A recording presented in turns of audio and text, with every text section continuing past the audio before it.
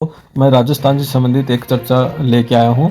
वो जो रिपोर्ट चल रही है आजकल, जो एक न्यूज़ चल रही है कि ओबीसी सीटों को जनरल मानकर होंगे पंचायत चुनाव, जाने अचानक क्यों मची खलबली। इस रिपोर्ट के आधार पर चुनाव आयोग ने एक रिपोर्ट जारी करी है। वो रिपोर्ट क्या जारी करी है और आप मुझे बताइए, क्या ये उचित होगा कि नहीं होगा? मुझे कमेंट बॉक्स में ज़रूर बताइए और चैनल को लास्ट तक देखना कि चुनाव आयोग ने क्या बोला है, क्या नहीं बोला है, ओबीसी आयोग के बारे में क्या बोला है और ओबीसी की जो सीटें हैं उनके लिए क्या बोला है कि कहाँ पे ओबीसी की सीटें आएँगी और कितनी आएँगी, और ओबीसी को जनरल मान कर के चुनाव करवाने जा रहे हैं। इसके लिए भी आपको लास्ट तक ज़रूर देखना वीडियो अच्छा होने वाला, और मेरे चैनल को सब्सक्राइब ज़रूर कर लेना अगर वीडियो अच्छा लगे तो, और लाइक कर देना, शेयर कर देना। Thank you. इसकी चलो शुरुआत करते हैं। राजस्थान में पंचायती राज चुनाव को लेकर अब तक का सबसे बड़ा और चौंकाने वाला अपडेट सामने आया है। ओबीसी के लिए आरक्षित जो सीटें होती है उसको जनरल मान करके आयोग चुनाव करवाने के लिए बोला है। किसको बोला है? पंचायती राज विभाग को बोला है। तो उसमें राजस्थान में स्थानीय निकाय और पंचायती चुनाव में मंडरा रहे देरी के बादलों के बीच राज्य निर्वाचन आयोग ने बेहद ही कड़ा रुख दिखाया है। आयोग ने पंचायती राज विभाग को लिखे पत्र में साफ कहा है कि अदालत की लेट होने के कारण अब हम देरी बर्दाश्त नहीं करेंगे, क्योंकि जो भी ज़िम्मेदारी होगी वो संपूर्ण आपकी होगी। हमारी कोई पंचायती राज चुनाव आयोग ने बोला कि हमारी कोई ज़िम्मेदारी नहीं होगी, या तो हमें रिपोर्ट दीजिए। रिपोर्ट अगर आप नहीं देते हो तो हमें ओबीसी की जो सीट है उसको जनरल मान करके चुनाव करवा सकते हैं। इसके लिए उन्होंने एक मध्य प्रदेश में जो एक हाई कोर्ट का फैसला था, उस फैसले का हवाला देते हुए कहा है कि हम चुनाव करवा सकते हैं। आयोग ने एक महत्वपूर्ण कानूनी विकल्प देते हुए कहा कि यदि आपके पास सरकार के समय पर ओबीसी की आरक्षण की स्थिति स्पष्ट नहीं कर पाती है, तो ओबीसी वर्ग के लिए निर्धारित सीटों को सामान्य में बदलकर चुनाव प्रक्रिया शुरू कर दी जाए।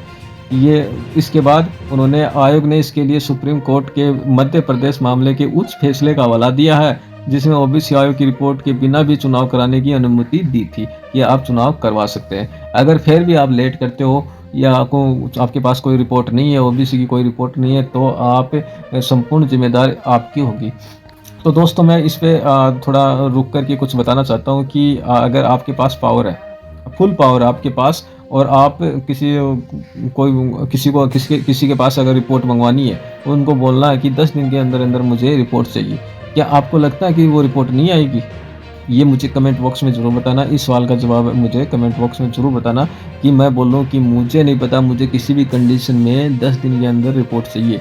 आपके पास सारे पावर है, ठीक है? तो क्या वो कोई भी डिपार्टमेंट है वो रिपोर्ट टाइम पे देगा कि नहीं देगा, ये मुझे कमेंट बॉक्स में बताना इसके बारे में। चुनाव आयोग का अल्टीमेट क्या था? अफसरों पे गिरेगी गाज। तो वो चुनाव आयोग ने पल्ला झाड़ते हुए साफ कहा कि ये संपूर्ण जिम्मेदारी पंचायती राज विभाग की होगी, हमारी कोई जिम्मेदारी होगी, और ये बात सच है दोस्तों, क्योंकि आप इसकी साइट पे जाके देखना, पंचायती राज विभाग चुनाव की संपूर्ण रूप से तैयारियां कर चुका है। वो यहाँ पर बूथ वगैरह, टीम वगैरह, सारा सब कुछ, लेटर वगैरह सब कुछ निकाल करके तैयार कर चुका है। हर लेटर का वीडियो मैंने इस चैनल के अंदर बताया आपको कि यदि निर्धारित समय पर 15 अप्रैल तक चुनाव संपन्न नहीं कराए गए और सुप्रीम कोर्ट या हाई कोर्ट ने कोई अवमानना की कार्रवाई शुरू की है, तो उसके लिए सीधे तौर पर पंचायती राज विभाग के उच्च अधिकारी जिम्मेदार होंगे, न कि चुनाव आयोग जिम्मेदार होगा। आयोग के सरकार से कोर्ट के आदेशों का सख्ती से पालना करने और सभी सीटों के आरक्षण की वर्तमान स्थिति तुरंत बताने को कहा गया। इसके बाद मैं आपको बता दूं कि डेटा में गड़बड़ी हुई है, और वो गड़बड़ी क्या है कि 403 पंचायतों में जनसंख्या शून्य, पंचायतों में ओबीसी की जनसंख्या शून्य।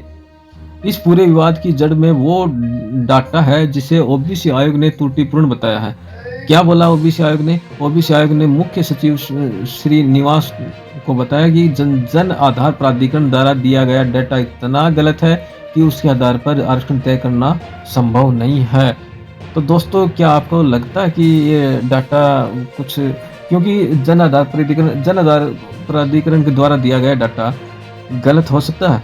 आपको इसको कमेंट बॉक्स में बताना, आपकी क्या राय है, क्या नहीं राय है। क्या मैं आपको ये भी पूछना चाहता हूँ, क्या सरकार के पास ये रिपोर्ट है नहीं कि एससी, एसटी, ओबीसी कितने, कौन सी डिस्ट्रिक्ट में कितनी है? क्योंकि हमारे हर आदमी और हर परिवार के डॉक्यूमेंट बन के तैयार हो चुके हैं। हर आदमी का एक जन आधार है। जन आधार में हम सभी ने ये ऑप्शन आता है कि आप ओबीसी में आते हो, एसटी में आते हो, किस में आते हो। तो सरकार को सारा सब कुछ पता है कि कौन से डिस्ट्रिक्ट में कितनी एसटी है, कितनी ओबीसी है, कितनी जनरल है। क्योंकि सरकार ही डॉक्यूमेंट तैयार करती है, सरकार क्या डिपार्टमेंट ही डॉक्यूमेंट तैयार करता है, वही डॉक्यूमेंट जारी करता है। और रोज़ ओबीसी के सर्टिफिकेट बन रहे हैं, एससी के सर्टिफिकेट बन रहे हैं, भर्तियाँ आ रही है, उनमें ओबीसी और एसटी की सर्टिफिकेट माँगे जा रहे हैं।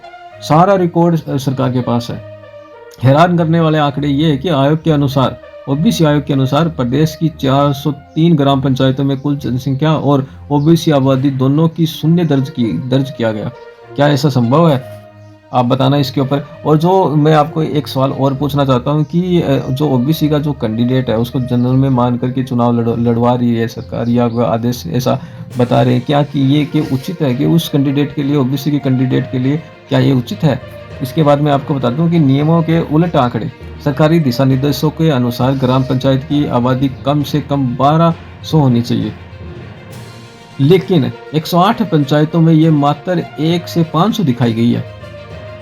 ये सरकार का आदेश है कि आबादी कम से कम 1200 होनी चाहिए, लेकिन उस आंकड़े के अनुसार 1 से 500 दिखाई गई है। मतलब 1 और 500 के बीच में वहाँ ग्राम पंचायत की आबादी है।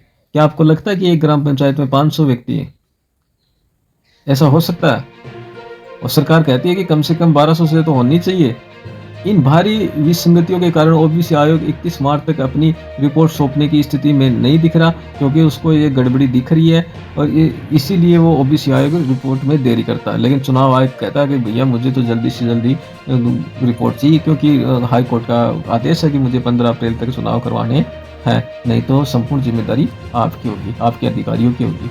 इसके बाद मैं आपको बता दूं कि सामान्य सीट का फार्मूला क्या रहेगा। ओबीसी वर्ग में बड़ी बेचैनी। ओबीसी वर्ग जो है पूरा उसमें बेचैनी बढ़ी हुई है। किस लिए बढ़ी हुई है कि निर्वाचन आयोग का ये प्रस्ताव है कि ओबीसी सीटों को जनरल मान लिया जाए। ओबीसी सीटों को क्या मान लेना चाहिए? जनरल मान लिया चाहिए। राजस्थान की राजनीति में बड़ा मोड़ ले सकता है। यदि ऐसा होता है तो ओबीसी वर्ग के उम्मीदवारों को सामान्य वर्ग के प्रत्याशियों से मुकाबला करना होगा। ये उन क्षेत्रों में बड़ा मुद्दा बनेगा जहां ओबीसी आबादी का बहुमूल्य है और वे आरक्षण के अधिकार की मांग कर रहे हैं। इसमें बगावत भी हो सकती है, क्योंकि जहाँ पे सबसे ज़्यादा ओबीसी है, ठीक है, और वो ओबीसी की सीट आने की संभावना है, अचानक उनको पता लगे कि जनरल की सीट आ गई और वो आरक्षण का अधिकार रखते हैं और उसकी ओबीसी की सीट नहीं मिली, तो बगावत भी हो सकती है, तो सरकार को घेरा भी जा सकता है। तो इसलिए सरकार चाहती है कि रिपोर्ट आ जाए, उसके बाद शांतिपूर्वक चुनाव करवा लिए जाए। इसलिए सरकार को इस चुनाव में लेट हो रही है। इसके बाद मैं बताता हूँ कि विपक्ष क्या बोलता है। कि विपक्ष ने क्या बोला है, ने पहले ही इस मुद्दे पर सरकार को घेरना शुरू कर दिया है। पूर्व विधायक संयम लोढ़ा ने सुप्रीम कोर्ट में केवियट दाखिल कर सरकार की ओर से चुनाव टालने की किसी भी कोशिश को रोकने की तैयारी कर रहा है। मतलब कोर्ट में जाकर के सरकार लेट कर रही है, तो उस लेट की कोशिश को रोकने की तैयारी चल रही है। उसके बाद मैं बता दूंगा हाई कोर्ट की डेडलाइन का दबाव क्या है। हाई कोर्ट ने क्या कहा है, आपको पंचायती राज का बता दिया, आपको ओबीसी आयोग का बता दिया, आपको चुनाव आयोग का बता दिया, अब आपको हाई कोर्ट का बताने जा रहा हूँ। राजस्थान हाई कोर्ट ने पहले ही आदेश दे रखा है कि मध्य अप्रैल तक चुनाव करा लिया जाए। सरकार की मंशा चुनाव आगे टालने की रही है, लेकिन निर्वाचन आयोग ने इस नए सत्र ने सरकार और अधिकारियों को धड़कनें बढ़ा दी है और आयोग का मानना है कि डेटा की कमियों को आधार बनाकर लोकतंत्र के उत्सव को अनिश्चित काल के लिए नहीं रोका जा सकता। आपको 15 अप्रैल तक चुनाव करवाने होंगे, ये डेडलाइन हाई कोर्ट ने दी है। इसके बाद बताता हूँ कि जन आधार प्राधिकरण और जिला कलेक्टरों को निर्देश। जो रिपोर्ट दी है ओबीसी आयोग को, ठीक है, जिसके ऊपर ओबीसी की निर्धारित सीट तय करनी थी, उस जो डाटा दिया था, उस डाटा की रिपोर्ट में आपको बताने जा रहा हूँ कि ओबीसी आयोग ने जन आधार प्राधिकरण से गलतियों को तुरंत सुधारने को कहा गया।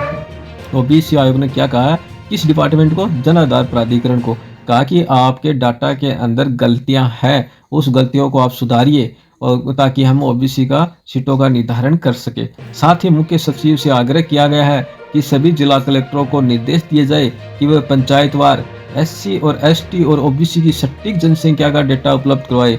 24 फरवरी तक विभाग से कोई पुख्ता जानकारी न मिलने पर आयोग ने गहरी नाराजगी जताई है। 24 फरवरी तक इंतजार किया है कि ओबीसी आयोग ने, लेकिन फिर भी उसको पुख्ता जानकारी नहीं मिली है, तो आयोग ने